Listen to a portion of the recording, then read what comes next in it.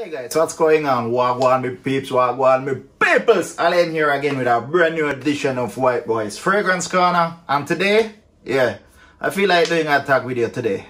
So, stay tuned and see who gets tagged.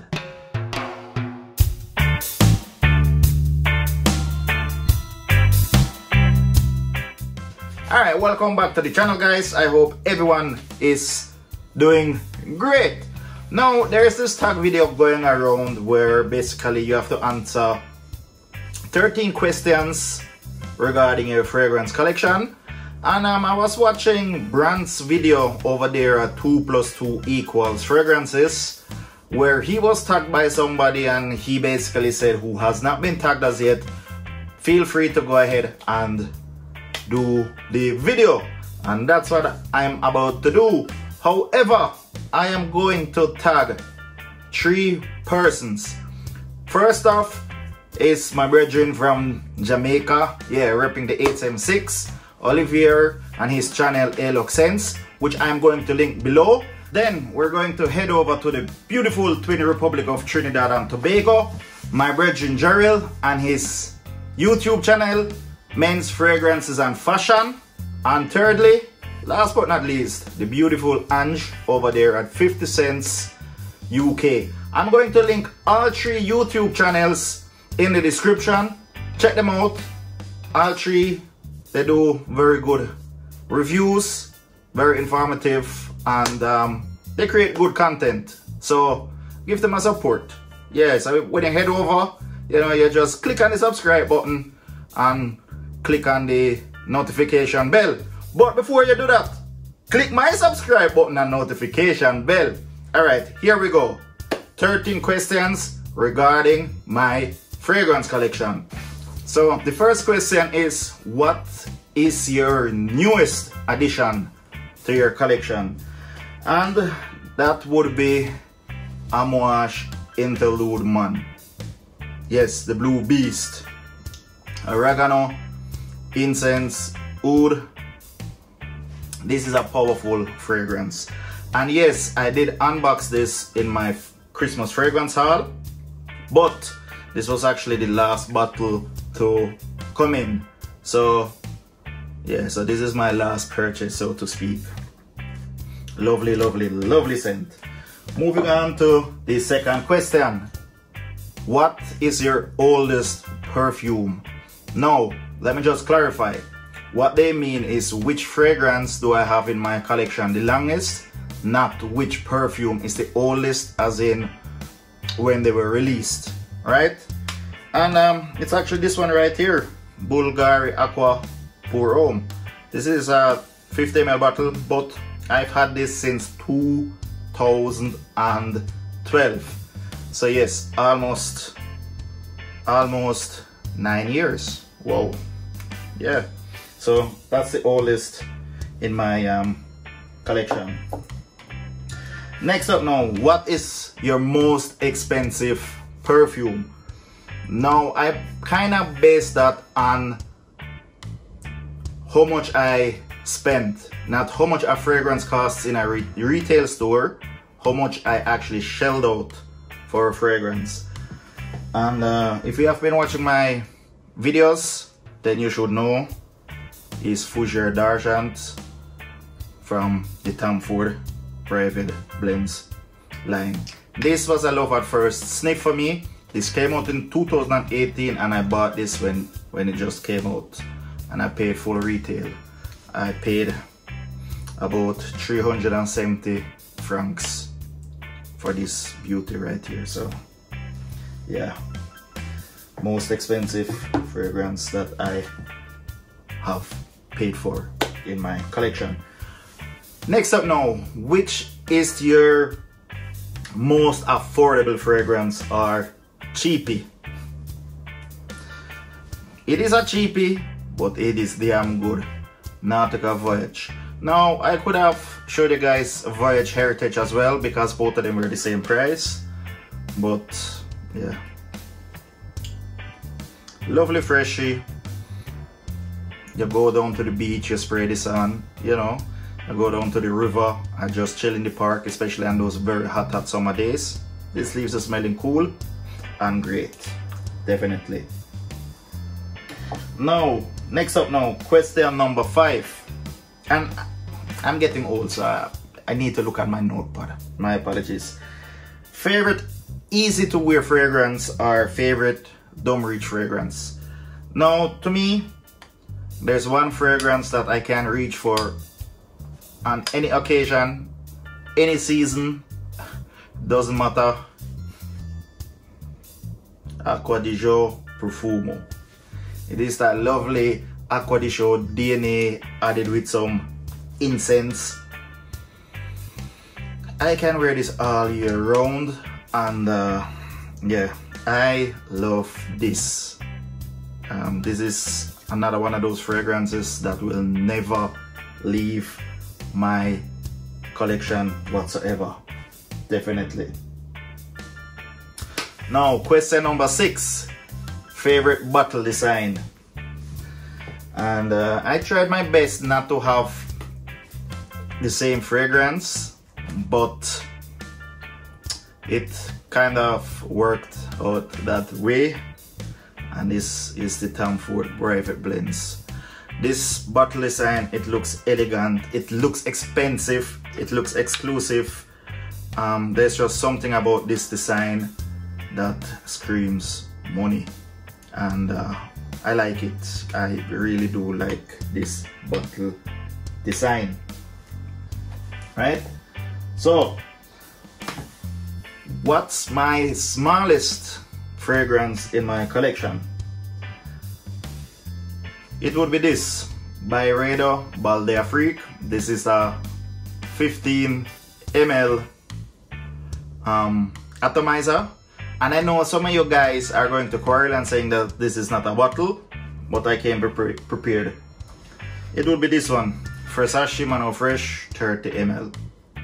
Yeah, I don't collect miniature bottles like some of you guys do, because quite frankly, what am I going to do with a miniature bottle? I'm already spending a whole lot of money on fragrances. Why spend money on a miniature bottle? It's just not for me.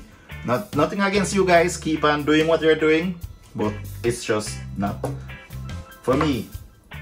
Alright, moving on now. Question number 8. Biggest bottle. Well, I have 2 of them. 2 very huge 200 ml Hugo Boss bottled Infinite, and of course Acqua di Gio. This is another fragrance I think every man should have in their fragrance collection. If you say you're into fragrances and you don't have a bottle of this, red flag. Again, that's just my humble opinion. Moving on to question number 9. Is it? Yes. Best memory. There were actually plenty contenders. I could have went with Issey Miyake Ludi Issey, but I decided to go with this Chanel Platinum Egoist. And the reason why is simple. I got married wearing this fragrance, so this will always have a special place in my collection. It was a hot day, I was wearing bright colors, and I just said, you know what, this is the right fragrance to wear. And as I said, Issey Miyake, that was the first fragrance my wife bought me back in 2012, where we were boyfriend and girlfriend, so to speak. So Issey Miyake does have a, you know, some sentimental values to me as well. But Platinum Egoist by Chanel, definitely. Alright, question number 10. Which fragrance is worth the hype? Again, this is just my opinion. I had a couple of them to choose from, but I think, yeah, L'Homme Ideal Cologne is definitely worth the hype. It does have some of that original L'Homme Ideal DNA, but freshened up, and this actually has very good longevity. So I definitely think that this is worth the hype. L'Homme Ideal Cologne by Guerlain. It's such a pity that they discontinued this fragrance. Question number 11. Which fragrance is not worth the hype? In my opinion, Bulgari Aqua Amara. I bought into the hype. I was lucky enough to find this at a very reasonable price, because if I had paid resale, I would have been pissed. It does have that aquatic DNA from Bulgari Aqua, but it has a orange note in it, and it's not what people made it out to be. I mean, it doesn't smell bad, but I'm not a fan. I don't see why people find this enticing. There are definitely better variations from the Aqua line, and maybe that's one of the reasons why they have discontinued this. It's definitely not worth the hype, in my opinion. Now, favorite from my favorite house. My favorite fragrance is Layton. However, Parfums de Marly is not my favorite house. How did I come up with this fragrance? Alright, listen. This brand, or this house so to speak, I have the most of. I have like about 12 or 13 bottles of fragrances from this particular house. And I said, okay, there must be a reason why. It is definitely, well, let's just say it is my favorite house. And I always talk about it. And this Issey Miyake. And this is my favorite fragrance from them, Nuit d'Issey, Pulse of the Night. What you get is vanilla, tonka bean, leather, some sandalwood, some incense. What else do you want? This is a 10 out of 10 designer fragrance for me. This is one of those designer fragrances that has niche qualities. If you would be blindfolded and you smell this, you wouldn't think it's a designer. I can guarantee this. Definitely. So Pulse of the Night is my favorite from my favorite house, Issey Miyake. Now, last question is, which is my most used fragrance? Now, listen, I have over 200. My guesstimate, and yes, that is a word, guesstimate.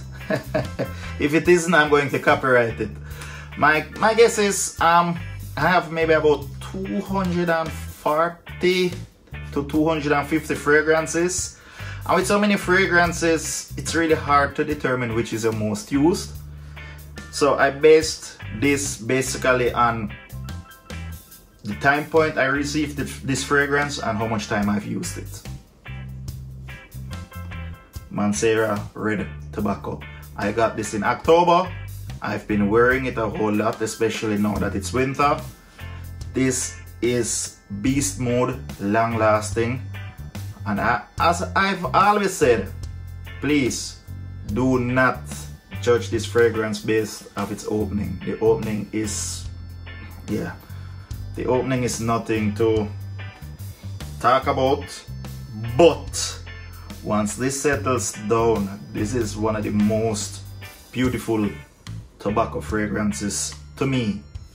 And I've been decanting this as well, but I really have been wearing this, and I'm actually searching for a backup bottle as we speak. Very lovely fragrance. So there you have it, 13 questions regarding my fragrance collection. Now with that said and out of the way, man fi smell good. 2021, man sparkle like a sparkling star. Does that make any sense? I have no idea. Anyhow, stay safe my peeps, stay blessed as usual. White boy is out.